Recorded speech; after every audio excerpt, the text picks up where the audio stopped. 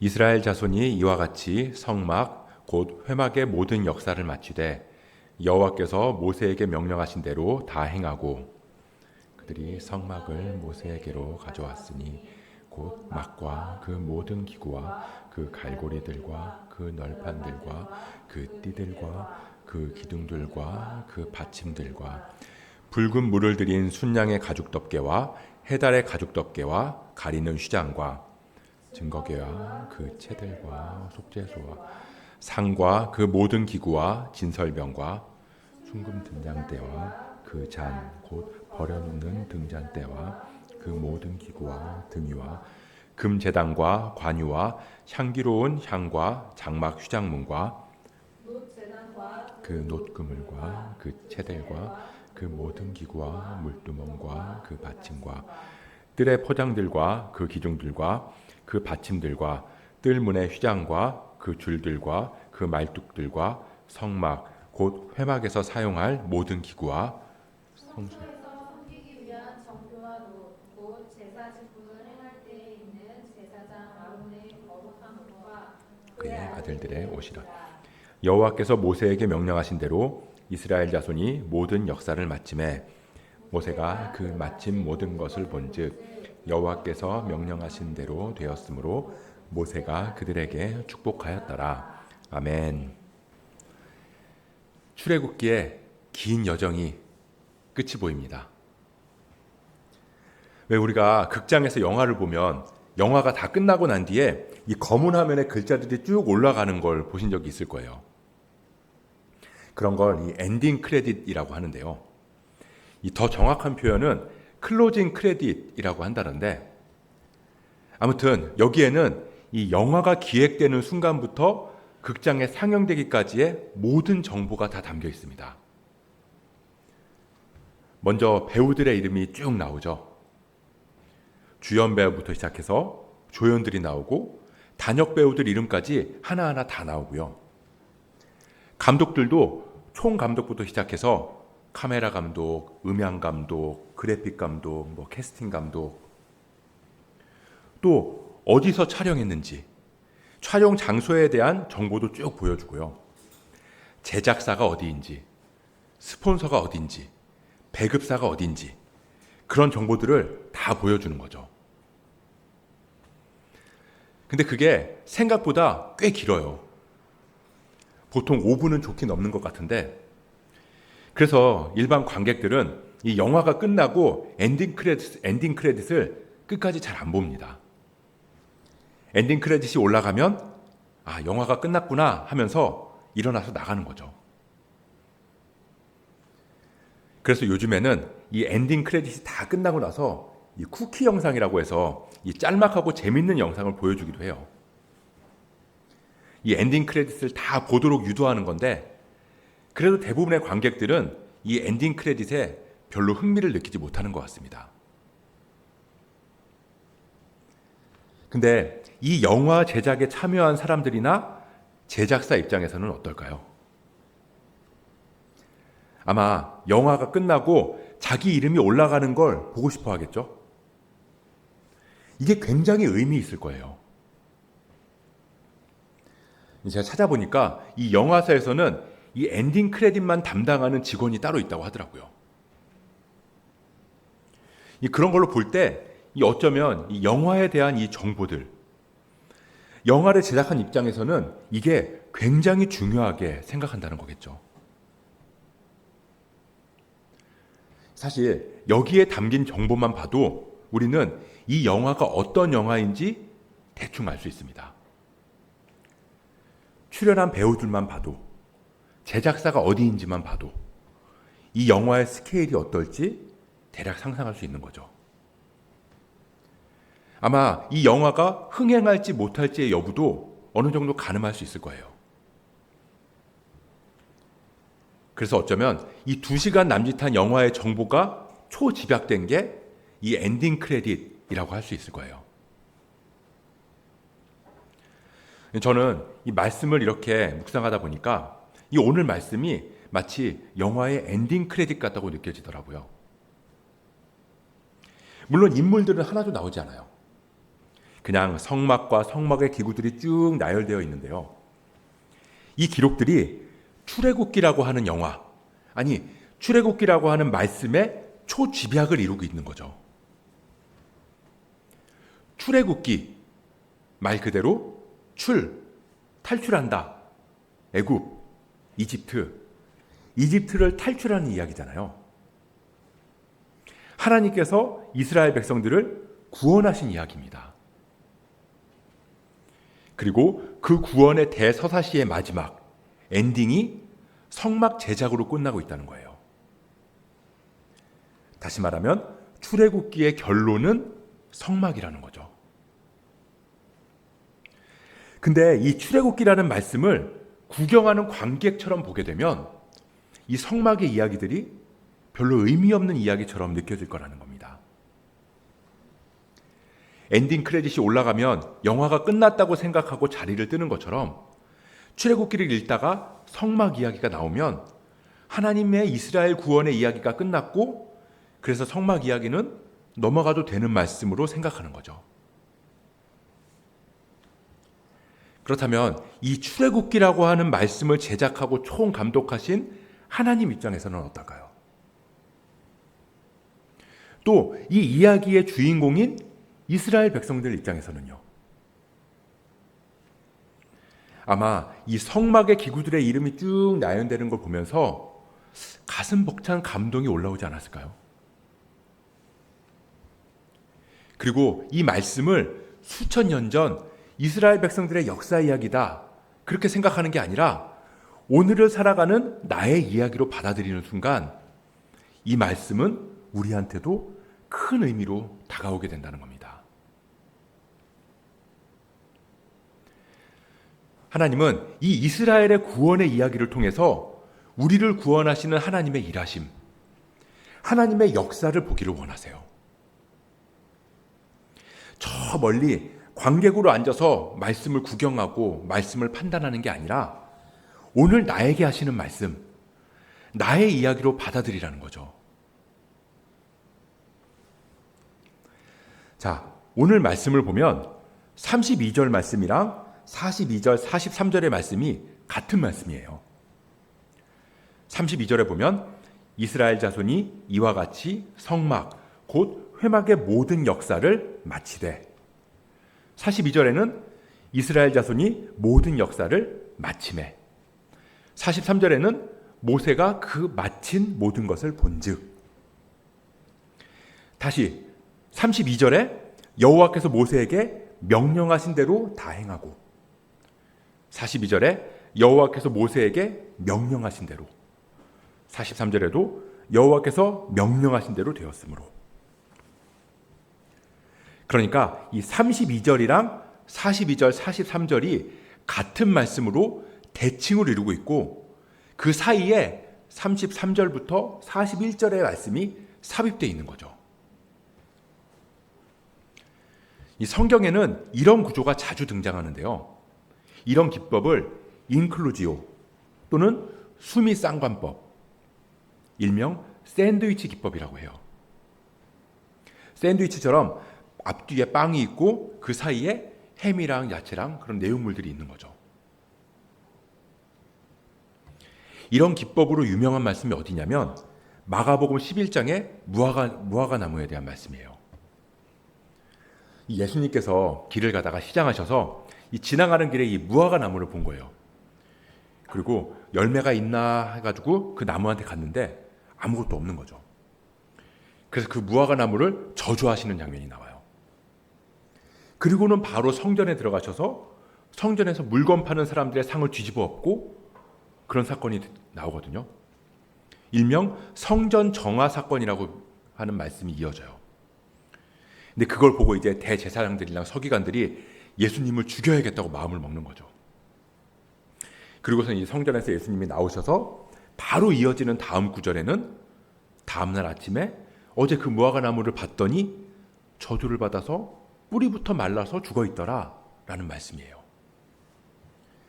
그러니까 양쪽에 무화과 나무 이야기가 있고 그 사이에 성전 정화, 대제사장과 서기관들의 이야기가 끼어 있다는 겁니다. 무슨 말이냐면 이 두 가지 이야기가 서로 다른 내용이 아니라 하나의 내용으로 연결되어 있다는 거예요.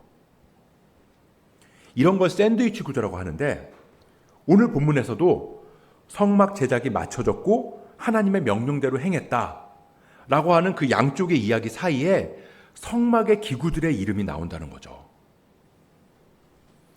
그러니까 이 성막의 기구, 성막은 곧 양쪽에 있는 이야기라고 이 이야기들로 설명될 수 있다는 겁니다. 그럼 이 출애굽기의 구원의 역사, 그 엔딩 크레딧 같은 성막은 어떤 의미를 담고 있는가? 크게 세 부분으로 보려고 하는데요. 첫 번째는 맞춰졌다. 두 번째는 명령대로. 그리고 세 번째는 축복하다입니다. 먼저 맞춰졌다. 아까 봤듯이 이 시작하는 32절 말씀에는 이스라엘 자손이 이와 같이 성막, 곧 회막의 모든 역사를 마치되라고 기록되어 있고 42절에는 이스라엘 자손이 모든 역사를 마침해 43절에도 모세가 그 마친 모든 것을 본즉 이걸 이 영어 성경인 NIV에 보면 마친다는 말을 completed라고 표현하고 있는데요. finish가 아니라 complete예요. 똑같이 끝냈다, 마쳤다라는 뜻이지만 그 뉘앙스가 조금 다르거든요.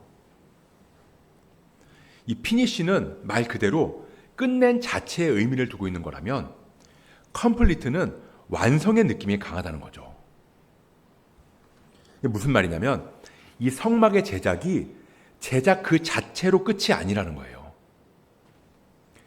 뭔가를 완성했다는 건 그걸 만드는 자체가 목적이 아니라 완성된 이후에 그걸 사용 용도에 맞게 사용한다는 걸 전제하고 있다는 겁니다.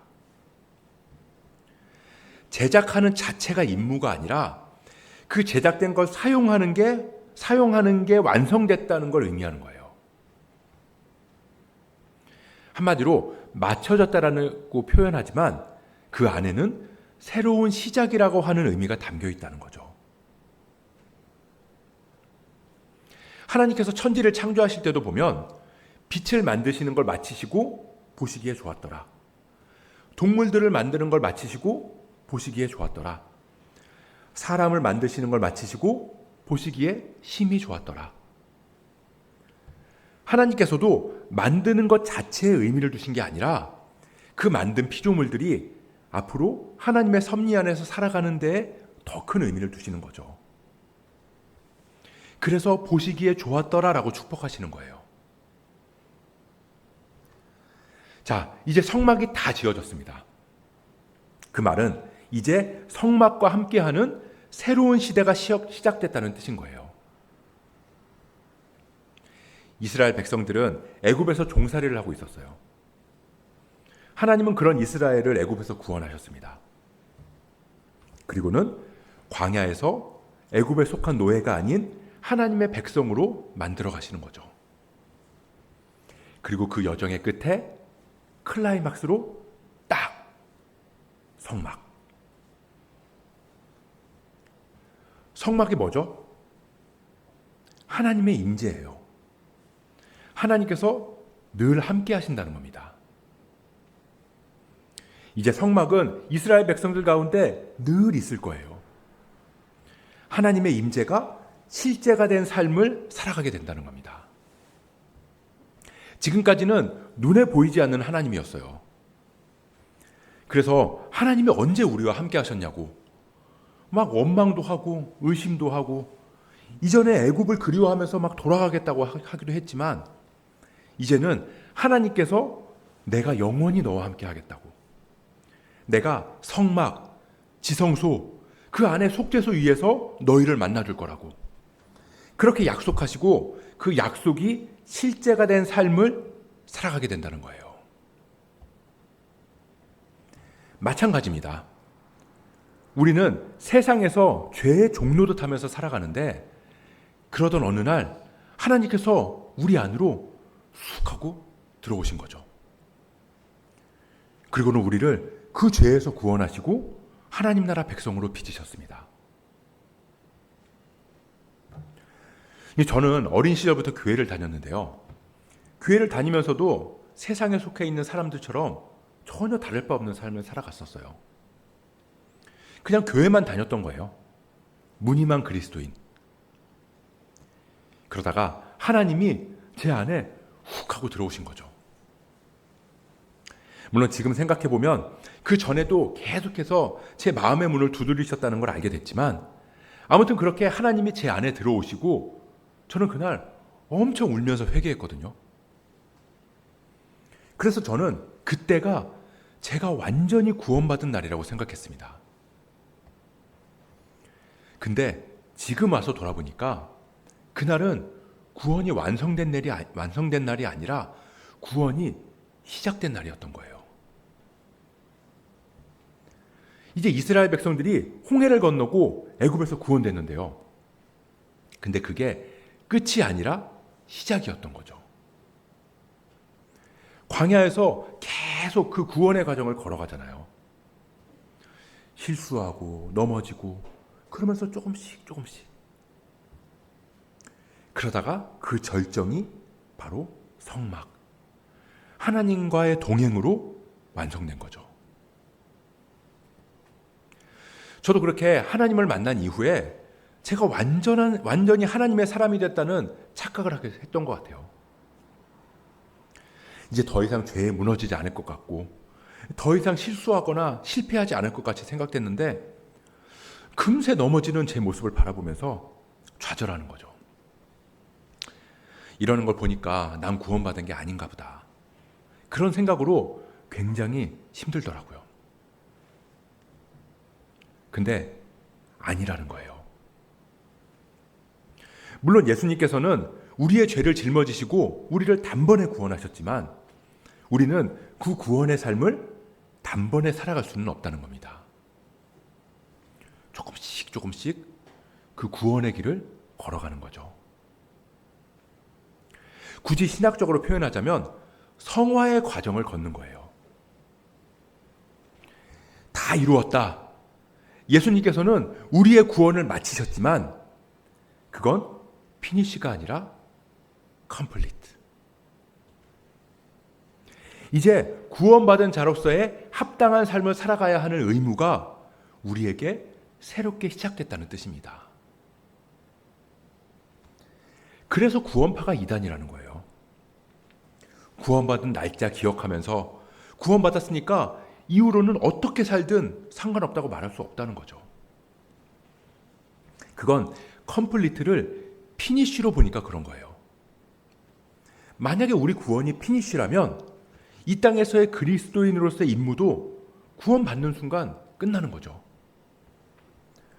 구원이 끝이니까 구원받는 순간 바로 죽어서 천국 가는 거라면 그러면 구원이 피니시가 맞아요. 근데 우리는 구원 받고서도 이 땅에서의 삶을 살아가게 하셨어요. 그건 구원이 끝이 아니라 새로운 시작이기 때문이라는 겁니다. 성막, 하나님의 임재, 신약에 와서는 예수님께서 선포하신 하나님 나라. 이제 우리한테는 이 땅에 이미 임한 하나님 나라를 살아갈 그리스도인으로서의 의무가 주어졌다는 거예요. 언제까지요? 주님 다시 오시는 날까지. 완전한 하나님 나라가 올 때까지. 그게 출애굽기의 결론. 구원받은 우리 삶의 클라이막스라는 겁니다. 출애굽기의 절정을 다들 홍해가 갈라져서 그 마른 땅을 건넌 거라고 생각하는데 진짜 중요한 하이라이트는 홍해가 아니라 성막을 제작하고 성막과 동행하는 삶을 살아가는 거라는 거죠. 우리의 구원의 절정이 하나님께서 만나주시고 하나님께로 회심한 날이라고 생각하는데 그것보다 더 중요한 건 구원받은 이후의 삶, 하나님 나라 백성으로서의 삶을 살아가는 거라는 겁니다. 가장 중요한 정보를 담고 있는 엔딩 크레딧이 말해주는 것처럼 말이죠.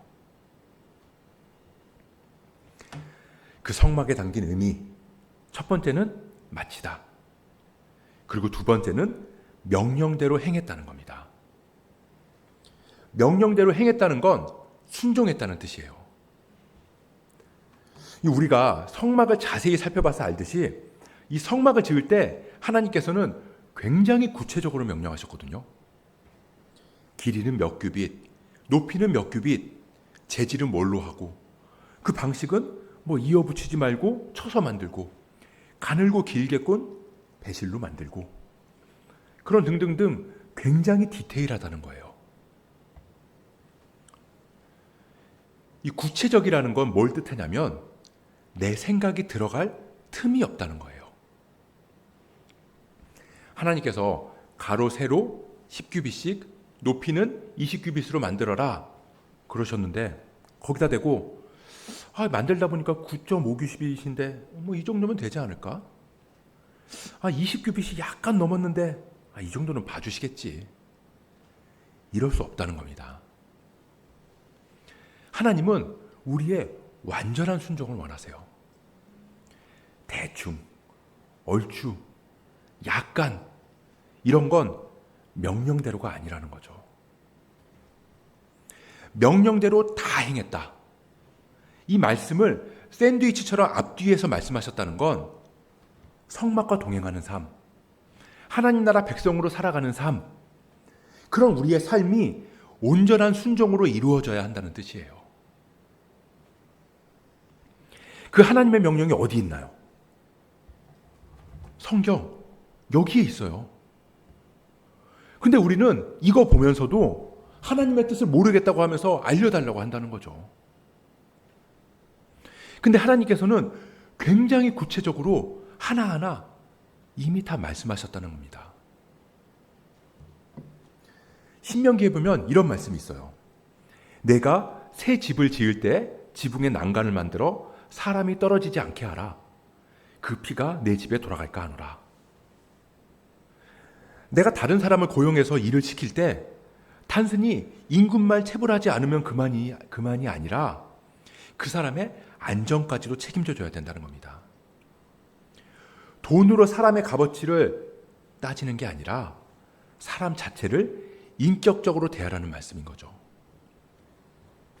출애굽기에도 보면 내가 만일 내 원수의 길 잃은 소나 나귀를 보거든 반드시 그 사람에게로 돌릴지며 내가 만일 너를 미워하는 자의 나귀가 짐을 싣고 엎드러짐을 보거든 그것을 벌어주지 말고 그것을 도와 그 짐을 부릴지니라.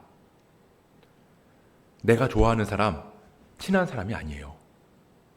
너의 원수, 그 원수의 재산, 그거 갖다 팔아버려도 시원찮은 판에, 아니 많이 양보해서 그냥 못 본 척하라고 해도 순종할까 말까 하는데 그걸 찾아서 그 사람한테 돌려주래요.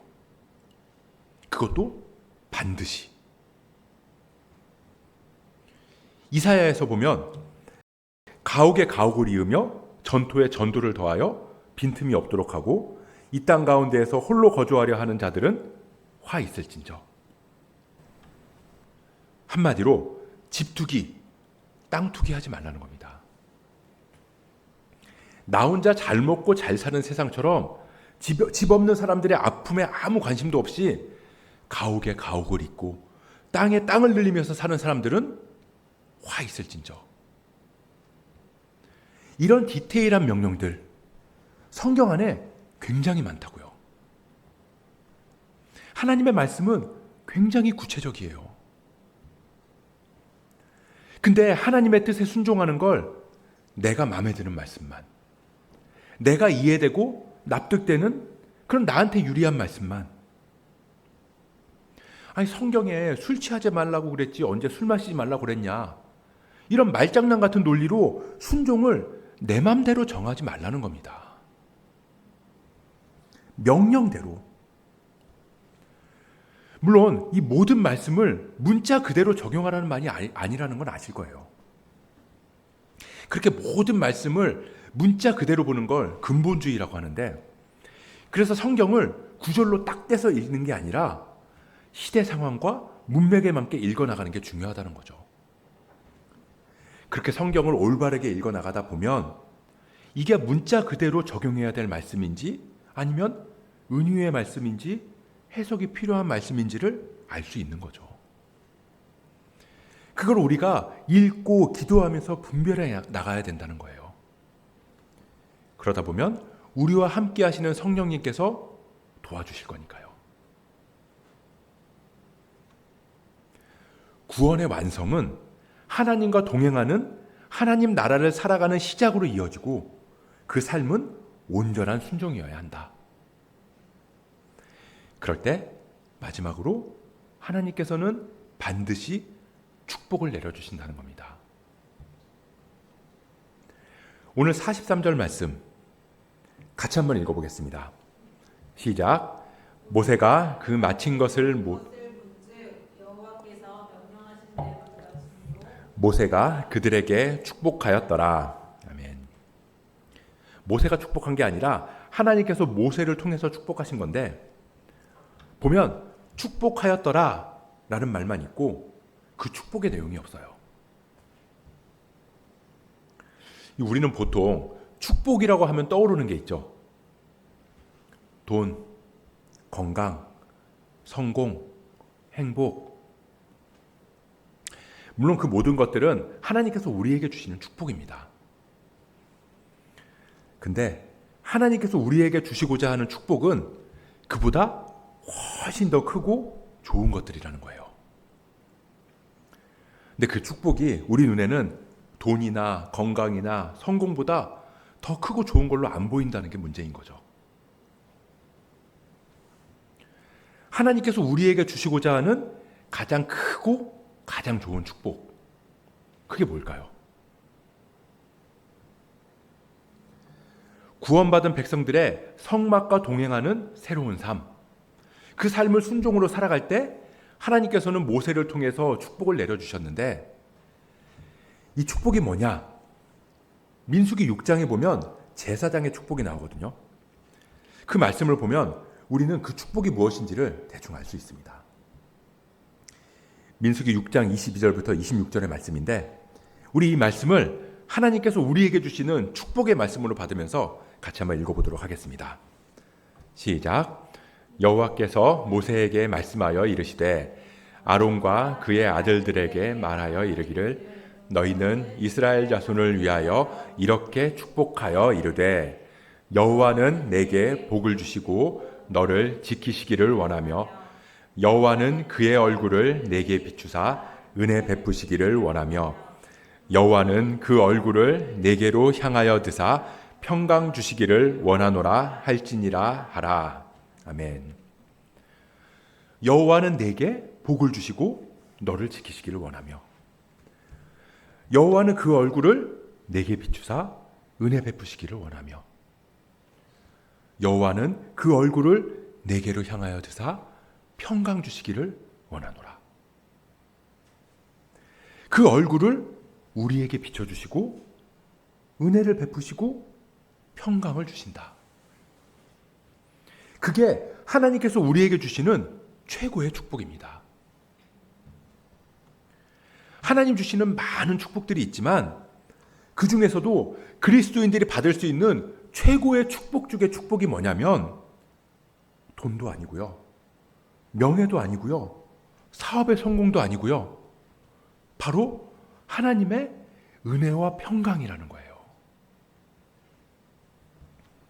근데 그 축복을 누구에게 주신다고 하냐면 구원받은 백성들, 그 구원의 완성으로 성막과 함께 살아가는 사람들, 하나님 하신 명령대로 순종하며 살아가는 사람들, 그 축복을 누구한테 주시냐면 구원받은 우리, 그리스도의 보혈로 구원받고 이 땅에서 하나님 나라를 살아가는 성도들, 하나님 말씀을 따라 온전히 순종하며 살아가는 믿음의 사람들, 그들에게 하나님께서는 가장 귀한 축복, 복 중의 복, 하나님의 은혜와 평강을 허락해 주신다는 겁니다.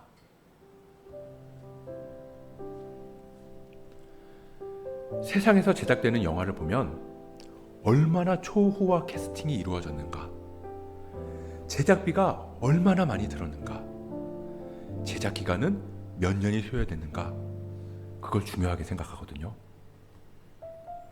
근데 하나님께서 이루시는 구원의 역사를 보면 그런 건 하나도 중요하지 않아요. 성막 제작을 보면 이게 얼마 만에 완성됐다라는 기록이 하나도 없거든요. 출애굽기의 엔딩 크레딧에 뭐만 기록되어 있냐면 하나님의 명령대로 행했느냐 안 했느냐, 하나님의 명령대로 제작된 성막의 기구들의 명칭들만 기록되어 있다는 겁니다. 한마디로 순종만 기록되어 있다는 거예요. 우리 한 사람 한 사람은 하나님께서 구원하신 작품입니다. 우리가 언제 구원받았고 어디서 구원받았고 그런 것보다 우리가 하나님의 명령대로 행하고 있느냐 아니냐, 구원받은 자로서의 합당한 삶을 살아가고 있느냐 아니냐, 하나님은 그걸 중요하게 여기신다는 거예요. 그리고 그 명령대로 살아간 우리의 이름이 구원의 엔딩 크레딧, 하늘의 생명책에 기록되는 거겠죠. 그 마침 모든 것을 본즉 여호와께서 명령하신 대로 되었으므로 그들에게 축복하였더라. 여러분들의 이름을 넣어서 같이 고백해 보겠습니다. 동은이의 그 마침 모든 것을 본즉 여호와께서 명령하신 대로 되었으므로 하나님께서 동은이에게 축복을 더하였더라. 아멘. 그 하나님의 축복이 우리 모두에게 함께하기를 소원합니다. 구원받은 자로서 이 땅에서 하나님과 동행하는 그 하나님 나라를 믿음으로 살아갈 때 그 삶이 온전한 순종으로 이어져서 우리와 우리 가정이 하나님의 은혜와 평강의 그 복을 충만히 누릴 수 있기를 주님의 이름으로 간절히 축복합니다.